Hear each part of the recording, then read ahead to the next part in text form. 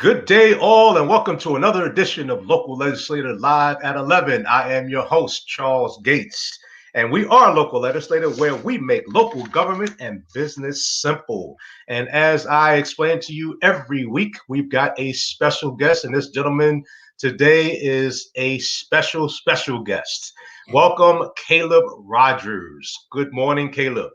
Good morning, Charles. Thanks so much for having me on. I really enjoyed the video you had a couple of weeks back with Mayor Dwyer out of Virginia Beach, and just so excited to join Local Legislator Live today. Well, we are happy to have you here. Let's jump right into it because we do call these raw interviews. There is no fluff. Let's get right to it. Mr. Caleb Rogers, City Councilman for Williamsburg, Virginia. Why did you run, and when were you elected to Williamsburg City Council? Sure thing. So I was elected on May 19th. A little bit later in the interview, I can get to the craziness of that election. But on the why I really ran for two reasons. For folks who are familiar with Williamsburg, you probably know it has a lot of really fantastic amenities around, one of which is the College of William and Mary. So the student population makes up a significant portion of the city, but that wasn't necessarily represented on the city council. And as of only 12 years ago, students weren't even allowed to vote in the city. So younger representation is still a relatively new concept in Williamsburg. I certainly wanted to run to continue that trend. We've had two students in the past run for city council in Williamsburg and win. And I wanted to do the same, especially hearing that the second student, the one who ended his term in 2020, may not be running again. So I certainly wanted to run and continue that trend. The second reason, though, was to continue some of the work that I felt like I had started in Williamsburg. I was a public policy major at William and Mary, graduated in 2020. But to learn about the local government, I thought it may be helpful outside of just the classroom where you're taking notes the whole time to also get involved with the local legislator. So I had an internship with their economic development department in 2018 and a term on the city's planning commission that concluded in 2019. And having gotten involved with some of those, felt like I was getting to know the region economically from a planning perspective. And I saw that there were some things that could be addressed. Students who graduate William and Mary, whether undergrads or grad students, typically skip town, typically go to DC, to New York. And that's not to cast anything wrong on those students following economic opportunity, but I think there could be some options to establish a lot of that here too, and to bridge the gap to show students there are great jobs locally.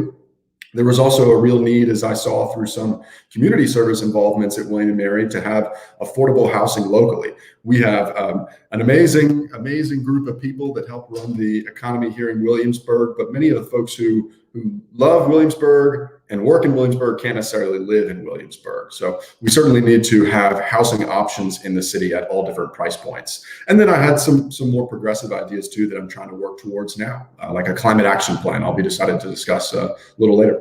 Okay. Thank you so much for that information. Very, very, very interesting. And for those younger listeners listening out there, if Caleb can do it, so can you. That is the message that I'm taking away from that. Yes, now, tell us about the campaign experience while being a student at William and Mary. Sure thing. So campaign start to finish about 4 months or so. I think I announced in February 25th, so end of February. But then like the world changed just a couple of weeks later, it was March 11th, I want to say, where the restrictions and the pandemic, you could say, really started gripping the country, and especially the East Coast. William and Mary students were on spring break at that time. The school said, don't come back, stay at home for a little bit.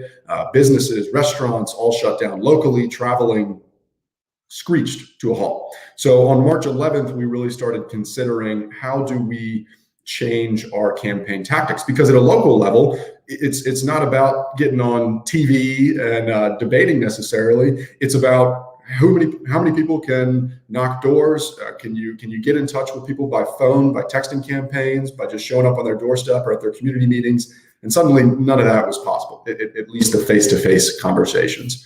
So timeline was March 11th, everything changed. April 7th was surprisingly when the governor of Virginia said, let's push back our local elections to November. Which was another wrench thrown into the works that we didn't know necessarily how to deal with. We decided, and then when I say we, I mean the fantastic campaign team that I was working with of about 12 or so other people. For a couple of weeks there, we weren't sure when the election would be until it was the end of April, around April 20, I think April 22nd, when the General Assembly of Virginia convened for their special session. They went back on the governor's recommendation. They said no, elections should still be held on May 5th. At that time, it was May 5th. And then just a couple days later, when the governor had a press conference on the 24th, it would have been, he has the power to push back elections at a maximum of 2 weeks. So he pushed back 2 weeks. He said, okay, local elections will be on May 19th. So really from March 11th to the end of May 19th, we were frantically changing some of our strategy. And what the strategy was and how we worked to get to know people in an environment where you can't talk to those people face to face was, how can we be as present as possible from an online standpoint? We did a number of phone calls. We did a number of advertisements online. We had certainly a lot of letters that were reaching households, and then we ran texting campaigns as well. I think there were, from the team as a whole, 1,000 phone calls, around 6,500 houses that were reached from direct mail, 17 or so texting campaigns, and about 6 or 7 individualized Facebook advertisements. So it was still trying to have that very local feel of a race, and that this wasn't necessarily speaking to groups of 20 to 50. This was speaking to people one-on-one. We were just having to speak over mediums like this, Charles. It was the one-on-one over the computer screen or over the phone. And after about a 4-month race or so, things ended up working out. So it was certainly a wild campaign, a weird way to end my senior year. I told myself, though, losing the last couple months of senior year in which students would be on campus isn't necessarily the worst thing lost. I mean, there were people who through no fault of their own lost their jobs. And so losing a couple of weeks of senior year isn't necessarily something that you can complain about. But despite the hurdles of not knowing when the election date was and not being able to just go up to someone's home and door knock to them, things ended up working out after about 4 months on the 19th. Well, you know what? One of the best things I've heard you say, man, Mr. Rogers, is the fact that the last few months of your senior year, they are indeed going to be etched in your memory forevermore. That is for sure. More so than a lot of other seniors who did not go through a similar type of experience that you had. Right. Now, you were elected to take office on July 1st. Right. How has City Council handled COVID decisions from July to the present, and other things such as closures within the Williamsburg area and the like? Yeah, so there are plenty of ways. The kind of main three I think of: closures, vaccines certainly have become the pertinent topic of the day, and then grants too. I mean, how we were able to push funds into our local economy or to assist our local economy in a couple of ways. So I'll try to take those from those 3 angles. On grants, we really had 3 main ones. So right off the bat, before actually in July, our city staff and our economic development department came to say, okay, businesses have just paid their B-poll taxes. That's business license tax. It was due in March. Then, like I said, a couple days later, the world changed. So how can we assist them with some of the payments they just had? And should a business have applied and had been up to date on their B-poll tax, they were then granted half of that tax back. So there was initially a tax rebate. That program was closed in June, but that was a right off the bat thing that we did to try to assist some of the local community. Then a grant that's still running today, let's see if I can remember this acronym, CBDG, I think, the Community Development Block Grant, so CDBG, is in coordination with the Williamsburg City, York County, and Poquoson. And this is a grant that we applied for as a general district through a state level program, which allows for-profit businesses to receive up to $5,000 from the state should they apply. Should they show that they've had losses because of COVID, they are still able to get funds. And this is open until June of 2021, I believe. So certainly if there's someone with a small business out there who has not looked at the CDBG grants through the city, and if you live in the city, York County, or Poquoson, or if your business operates there, I certainly recommend you apply.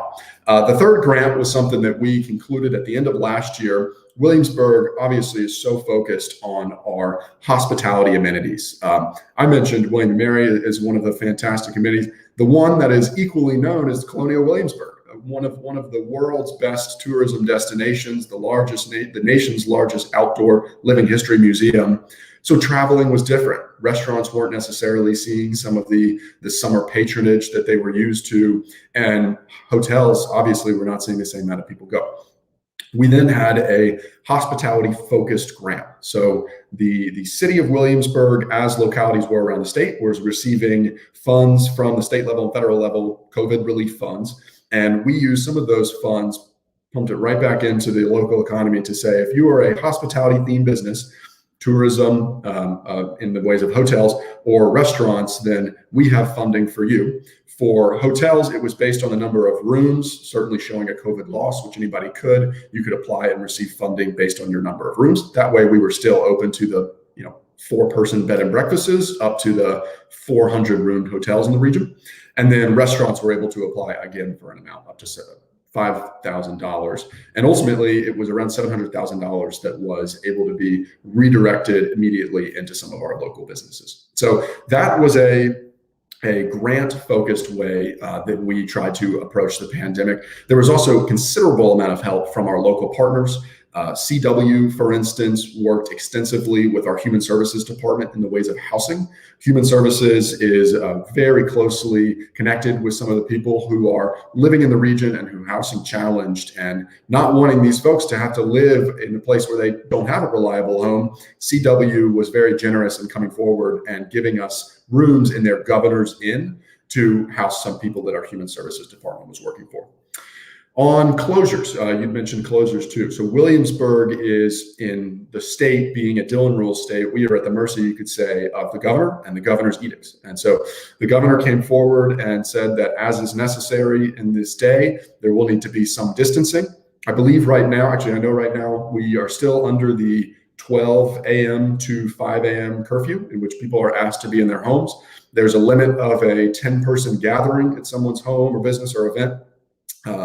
Places like gyms and pools are limited to 75% capacity. And I believe restaurants are able to serve at full capacity, but they have to distance patrons 6 feet apart, which means most restaurants are not serving at full capacity right now. So Williamsburg is doing what it can to assist some of those closures. For instance, we used some of those COVID relief funds to put chairs and tables out on Dog Street. For anyone who's been around the Williamsburg area soon, you've noticed that Dog Street, instead of having that straight shot down to the Capitol building, it now has some awnings, some heaters, some chairs and tables. Those were bought by COVID relief funds and are helping someone who might want to eat at Dog Street Pub still eat at Dog Street Pub, but just grab their food to go and still eat just outside where they would be allowed to. We've also done the same thing on Prince George Street, right outside, a couple of businesses over there.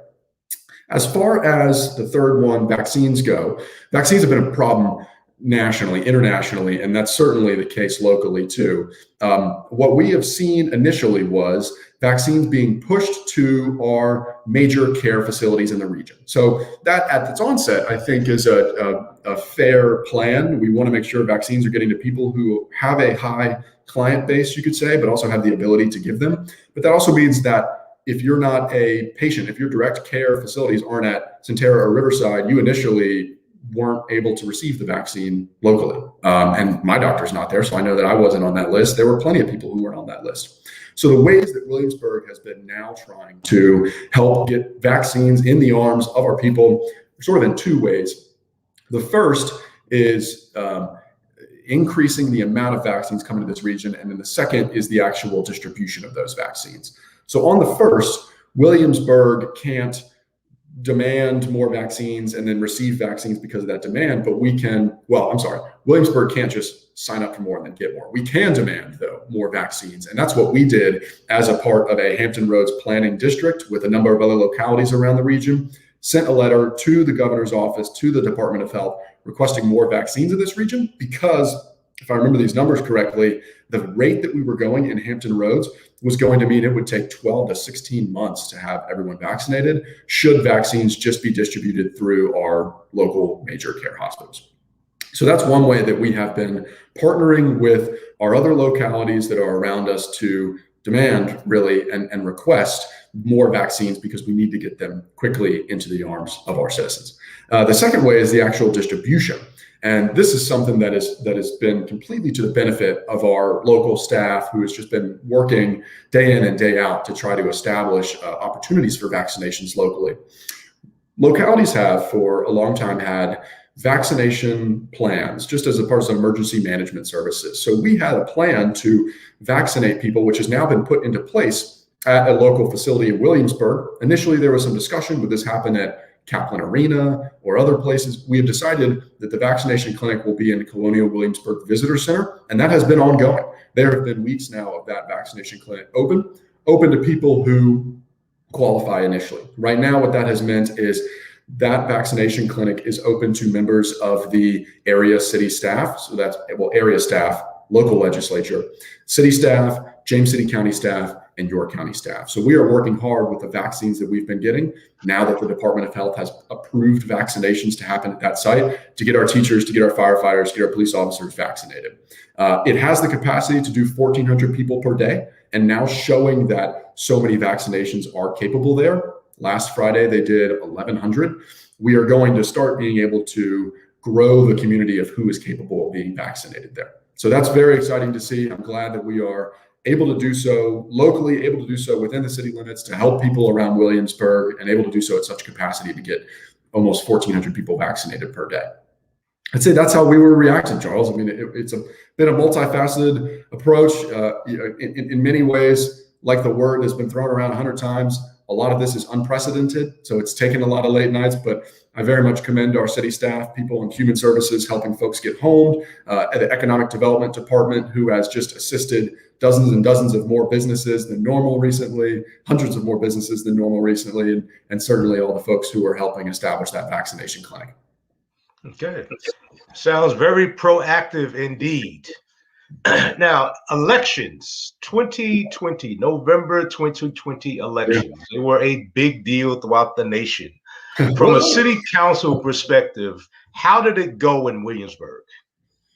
Well, that's a good question. It went well in Williamsburg. I mean, from a city council perspective, in Williamsburg, went well. We have a fantastic voter registrar staff. Tina Reitzel, Haley Snap, if you're listening, y'all are wonderful. And so these two folks have gone through the mail-in ballot process now 3 times. And they did local elections in May. They did the Republican primaries in June. Now they're doing this in November.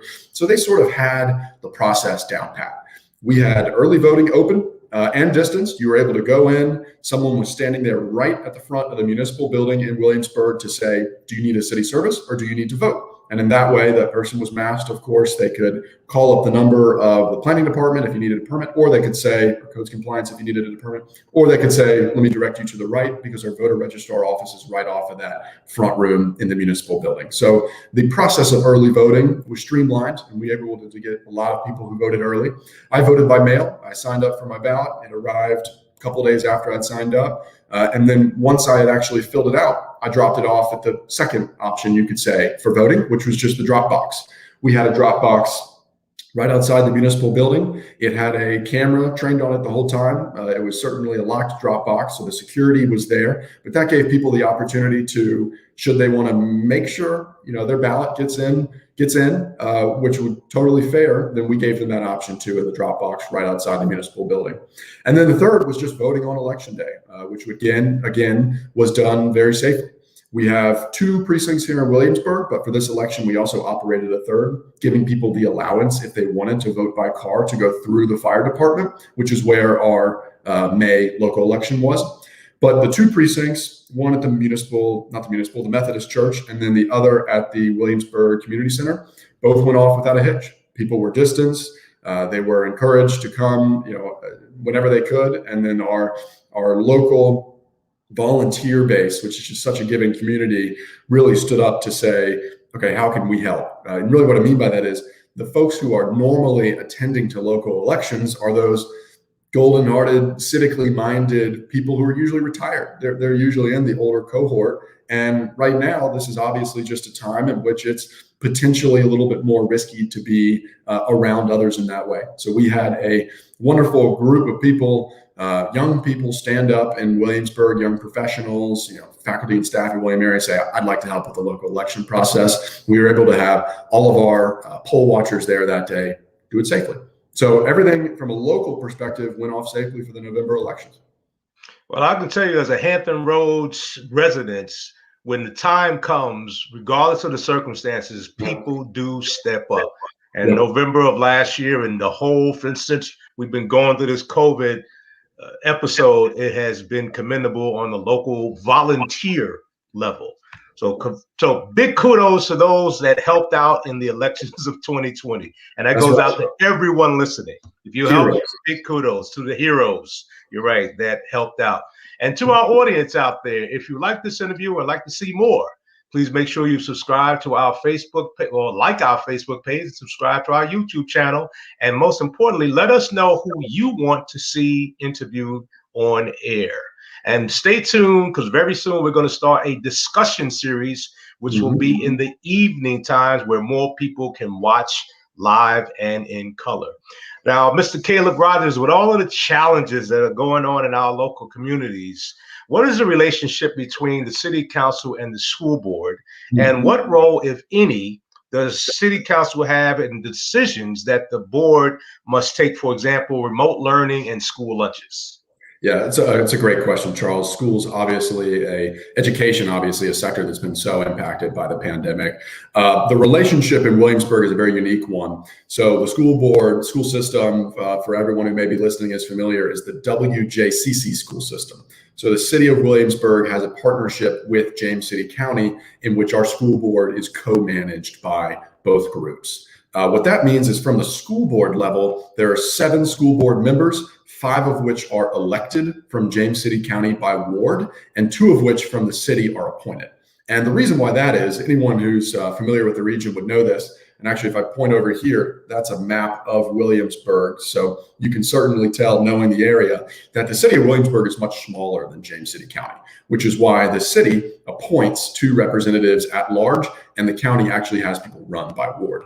What that also means in the relationship is there is a co-funding method, but that co-funding is tied by pupil in the school system where they actually reside. And right now, the folks from Williamsburg, the students from Williamsburg, equate to about 10% of the entire population of the WJCC school system, which means Williamsburg as a city is committed to providing about 10% of those annual costs. Now, you ask about the relationship there and what ways we are able to potentially mandate moves of the school board. And the answer is we do not have legislative power, the city council or the board of supervisors in James City County, over the choices of how to expend funds that the school board does. Now, similarly, the school board does not have power to levy taxes, where you see in other localities some school boards having that authority. The school board of the WJCC school system does not have that ability.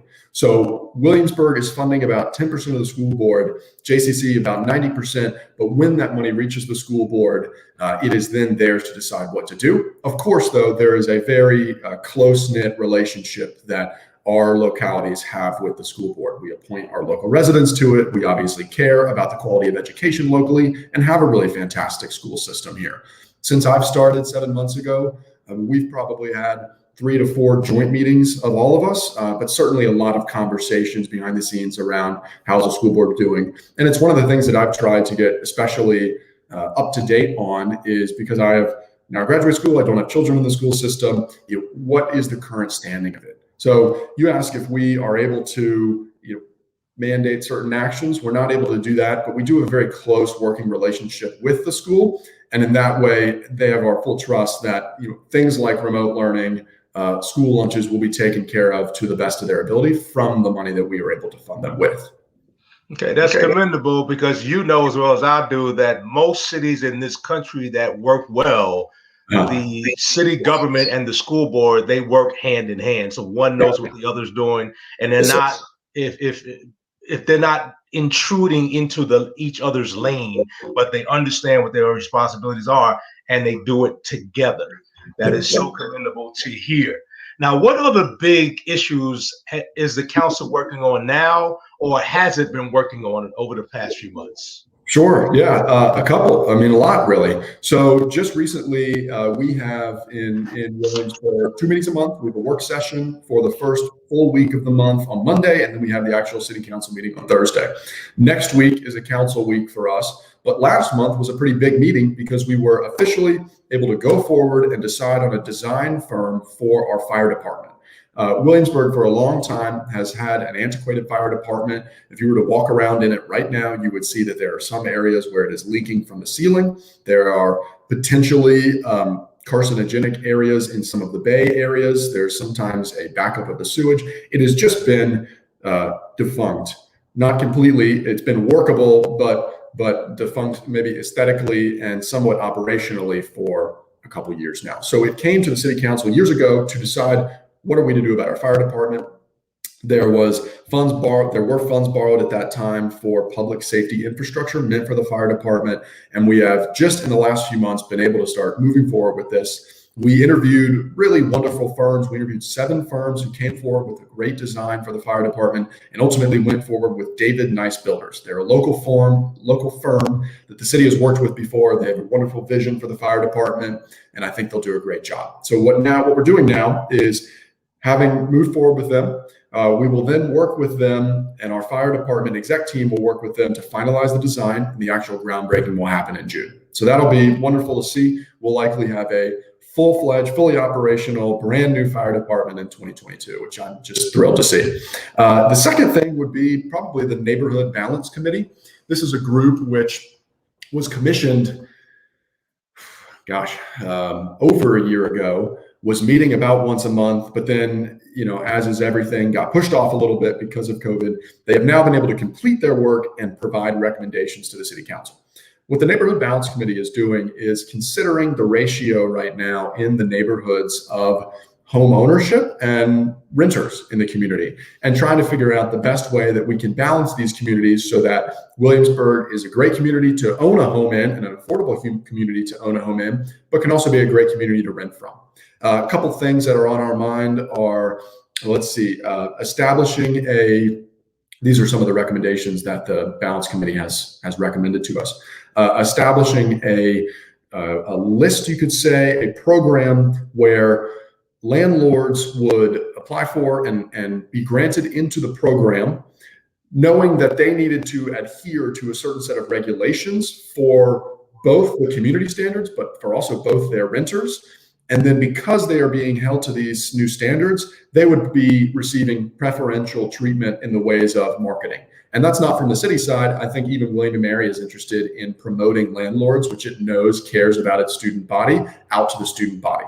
So this would be a really good way to commend and help those local landlords of ours who live in Williamsburg, who love Williamsburg, who rent here, and who care about the value of homes. And also a way to check some of the landlords which own a home here, but don't necessarily live here, and in some ways can just treat that home as a cash cow. We certainly want to make sure that people are caring about the homes that which they own and are certainly wanting to see the value and the atmosphere of that community attended to. So that's one of the recommendations of the Neighborhood Balance Committee. It's just one of the recommendations. It's not one that's been taken yet. These recommendations, there's about 23, there's a lot, will be considered over the next few weeks and months and ultimately voted on by council soon. So fire department and NBC, that balance committee, are some of the bigger things that we have accomplished recently. Okay, let me ask you on that note, are the citizens able to hear, or are you having public sessions on these initiatives that the public can weigh in on? Yes, sir. That's a great question. Should have said it. So always there is the opportunity for the public to comment. I mean, every day, every minute of every day and night, you can email us. Mine email's online. It's crogers@williamsburgva.gov. That is the same format for all members of council. But of course, if you want to come to a meeting, at least digitally these days, and comment, you're absolutely welcome to do that. Mondays of the work session and Thursdays, there is an opportunity to do so.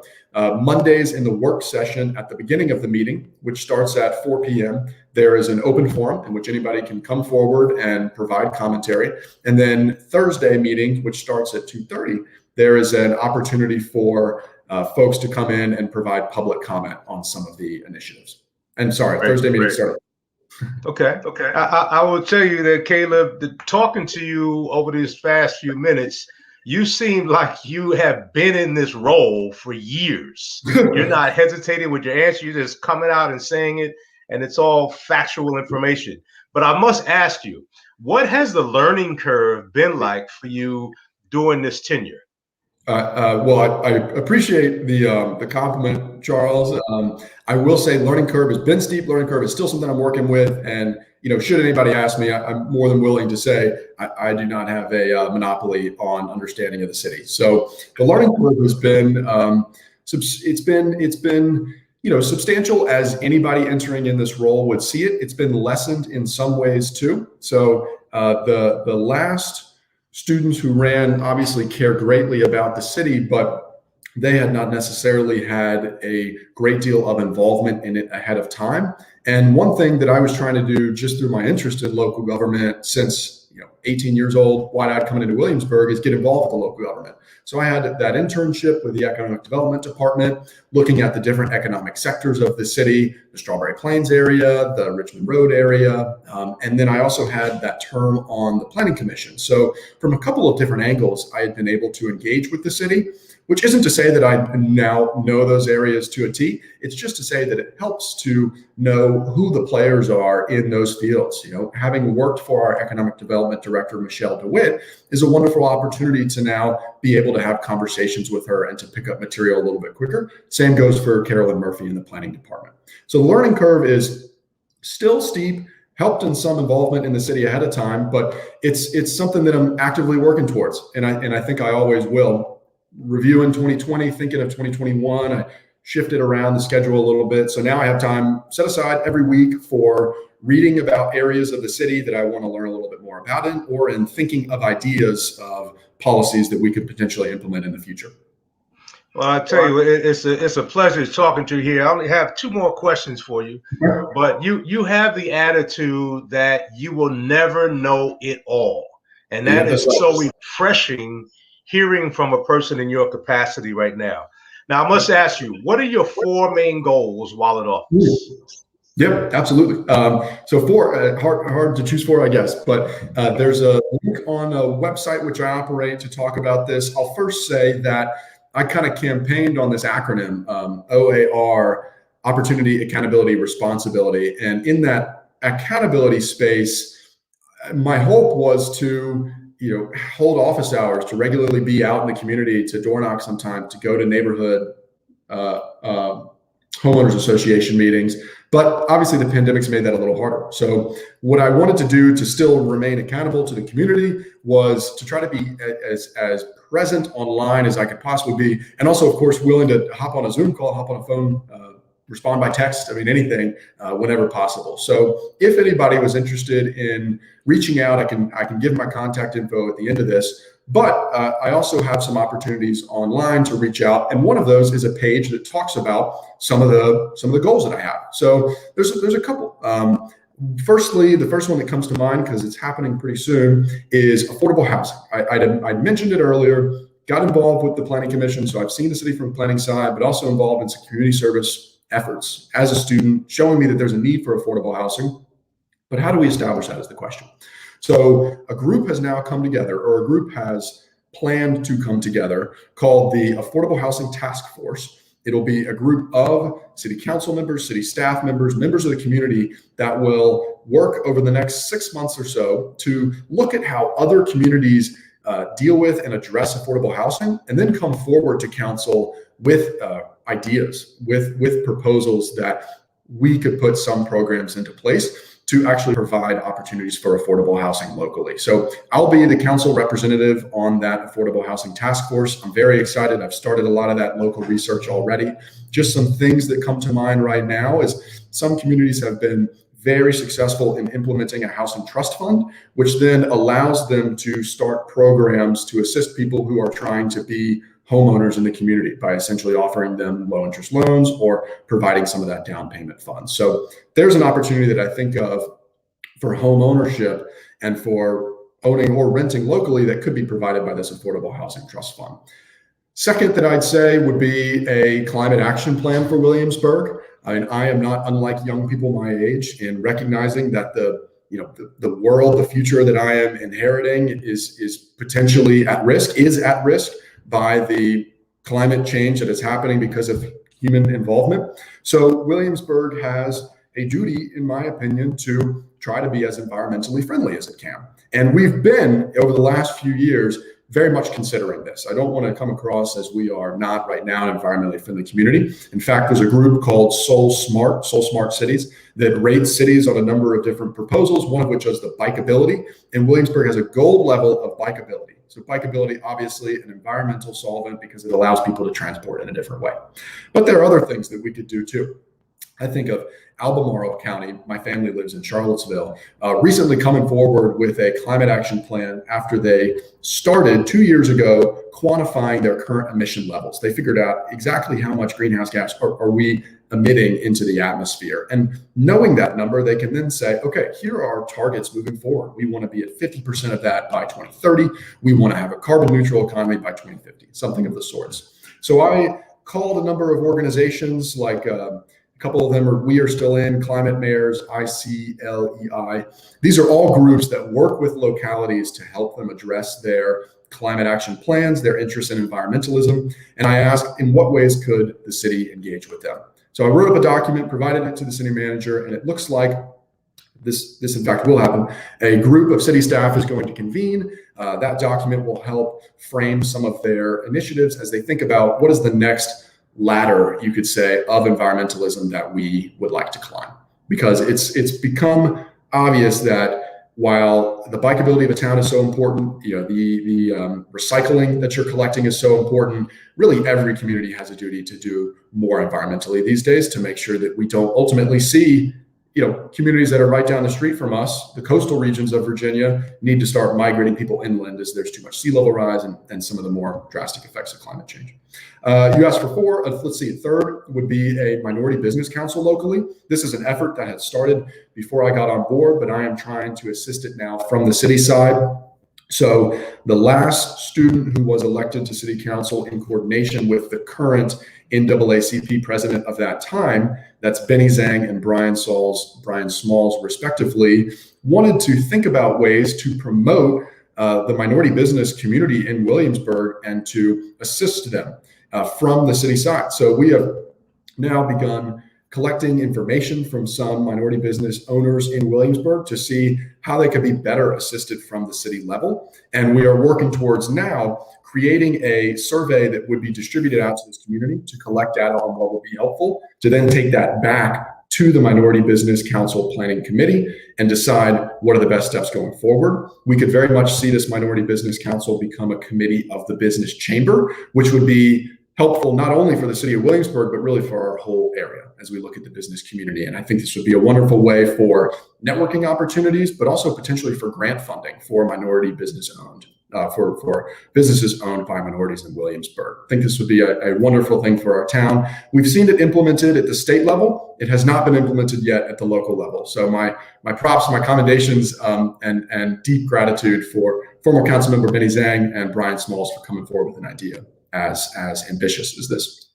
Fourth thing would be, I've always been wondering about the relationship of William and Mary, which is kind of this way in my frame right now, and the city. We have a number of professors at William and Mary that are always prescribing very local research to their students. They're incredibly talented researchers, but sometimes that research doesn't necessarily get back to the city when it could really help some city efforts. So right now, I've worked with our city manager to provide research proposals to the school, to specifically the Charles Center, that students would then apply to so that they could receive funding to do 7 weeks of full-time research on a city goal over the summer. And this would mean that students are able to flex their research muscles, able to work and to learn from really helpful research, really in-depth research, but also do so in a very helpful way. This research would be taken then from the city and immediately used towards a goal. Best example of that right now, and what we're applying to this year, but I hope this program would run into perpetuity, is for the Heritage Trail that Williamsburg is going to establish soon in our downtown area. We celebrate a lot of history in Williamsburg, yeah, obviously, but sometimes not all aspects of that history has been celebrated as it should be. And what I think about in saying that is the history of the African American community locally. So we were considering back in October, when we were making some of the goals for the city over the next 2 years, what ways can we celebrate African American history locally as it should be, as there are so many people who helped build this town but are not necessarily credited with that yet. So we thought that a heritage trail would be a wonderful way to do so. This would be a trail running through the downtown area of Williamsburg, around CW, the campus of William and Mary, downtown Williamsburg, through businesses, that would allow an interested tourist or an interested resident to see some of the standout places in the history of Williamsburg. I kind of think of Nassau Street, the original home of the First Baptist Church. Then you can go down to maybe where William and Mary will be establishing the Hearth Memorial. And then by the triangle block is the current sort of obelisk-shaped figure, more of a prism, to MLK, and commemorating some of the African-American-owned businesses in that triangle block. And then you have the current home of the First Baptist Church right there, along with the Cook Building, which was the original NAACP headquarters in this area. So there's all these things to celebrate. We don't necessarily have something which ties them together right now. What a student would do is figure out the best path for the trail, but also hold community forums where we could learn from the community and what should be celebrated, and hold oral interviews to also learn from folks locally on some of the educational efforts that could go into the trail. Those are four. Those are four I'm really excited for. I feel like there's been some progress on them. Certainly a lot to be continued. You know, I also say, you mentioned, I want to make sure folks know it and don't have that monopoly on thought. Talking about these also doesn't necessarily mean that they're done. None of these are done yet. There's still a lot of work that still comes, but there are four things that I'm really excited for, really excited to continue working on, and we'll hopefully see completed soon. But you know what, as we discussed before we went live, it is so important to begin a dialogue. If you don't talk about it, it's not going to be on people's minds. Even though it's not done, to talk about it is going to make it happen over time. So thank you so much for sharing those four goals, Caleb. And my last question, well, my second to last question, I know I said that a minute ago, but I'm going to hit you with a question that I did not send you. But now, is there anything else you'd like to share with our audience that you may not have discussed so far? And then share, once again, your contact information. Yeah, sure thing. So to the audience, I'd love to say that should you have an interest in getting involved in Williamsburg or the broader region, please don't hesitate to reach out. I like thinking of Williamsburg, those are our strict city limits, but so much of James City County uses the name Williamsburg. People who are traveling into Williamsburg go through York County, James City County. Really, our area is a broader one. So even if you live right across the line in James City County, that doesn't mean that I'm not interested in hearing from you. Someone reached out recently who wanted to get involved. They didn't live in the city, so I couldn't necessarily recommend boards and commissions for the city of Williamsburg, because you do have to live in the city for that, but instead got them connected with some of our local nonprofits. So they're working with now a couple folks, Meals on Wheels, House of Mercy. These are some great examples. So I would certainly hope that people would reach out if they have any interest in learning more about ways for involvement. Certainly if they're a younger person interested about getting involved themselves one day, running one day, would love to have those discussions. Best ways to reach me would be the email, crogers at williamsburgva.gov. That's Rogers, Rogers. And then please reach out by phone to my cell, 757-707-9672. So we'd love to talk with anyone by text, call, email, carrier pigeon, letter, whatever. Morse code or smoke signal. Huh? Caleb, our last question for you, and I know this is a question that you're not prepared for, but here it is. Okay. Tell us something. Give us a fun fact about you that we don't know about. Ooh, that's a good one. We were joking before the call started, Charles. I put on in the slow cooker this morning some teriyaki chicken. And so throughout this interview, I've had to really ignore the wonderful smell of that teriyaki chicken, which is like 5 feet that way. I'll use a different fun fact, though. What would be a good one? I guess a kind of fun one. As a kid, I thought it would be really neat to try to memorize pi for a competition which allowed elementary school students to throw a pie in their math teacher's face if you memorize the most. So did my best to memorize those non-ending digits, and still have a number of them stuck with me today that I can't seem to get out of my head, but got to throw that pie in my math teacher's face. So my party trick, you might say, is reciting pi.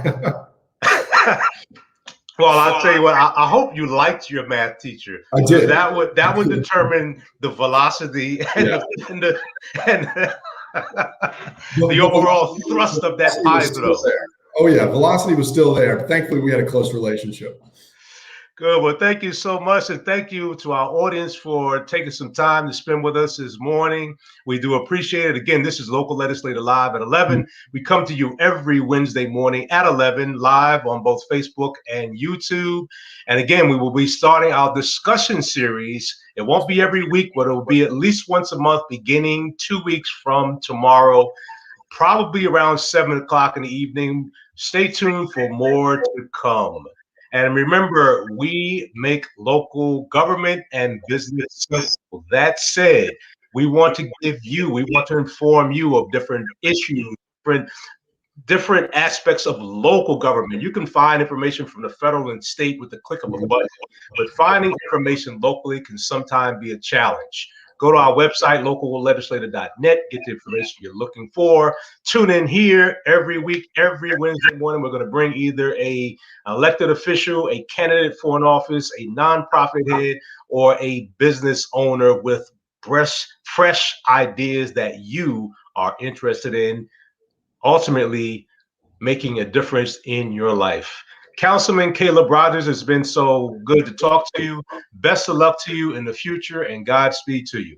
All right. Thank you so much, Charles. Appreciate you. Have a great day, sir. Thank you, sir. Take care, everyone. See you next week. Bye-bye.